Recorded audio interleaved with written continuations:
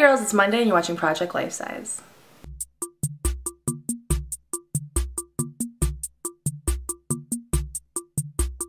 So I just recently got back to Pennsylvania. If you have been paying attention to my life, I guess I've kind of been off wandering and traveling. I moved to Pennsylvania, and then about a month later I went back to Michigan and then to LA and Arizona, and then I'm back here. Which is good because I need to get back on my diet and exercise program because I have been eating horribly. Like possibly me and the roommate went out today and bought an entire birthday cake and then pretended that we were going to a birthday to the cashier because we didn't want to admit that now we were just two girls buying a birthday cake for ourselves. Maybe that happened.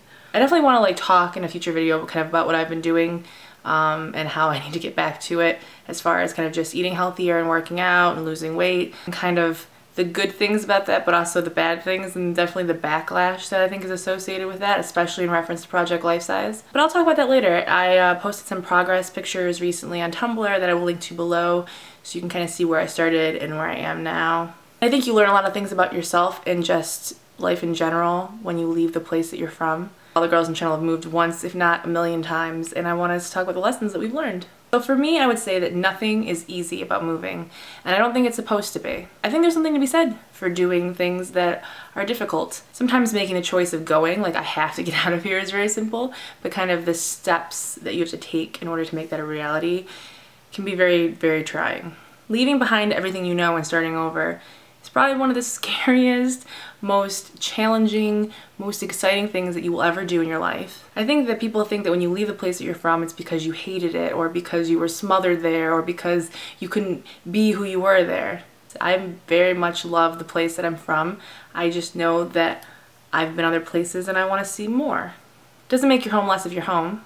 You kind of carry the place that you came from everywhere you go, and maybe not physically, obviously, but in the way that you react to situations, in the way that you treat people, in the way that you treat yourself. That's definitely where you take home with you. And also, don't be scared that this is going to be the place that you stay forever, but don't be scared that this isn't the place that you're going to be forever.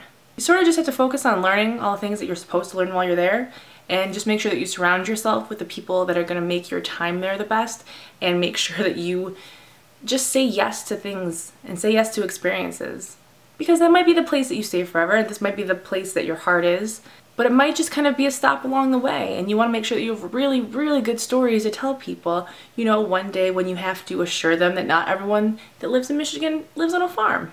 And finally, one of the biggest things that I've learned is that you can't always have the things that you want, but you can have the things that you need.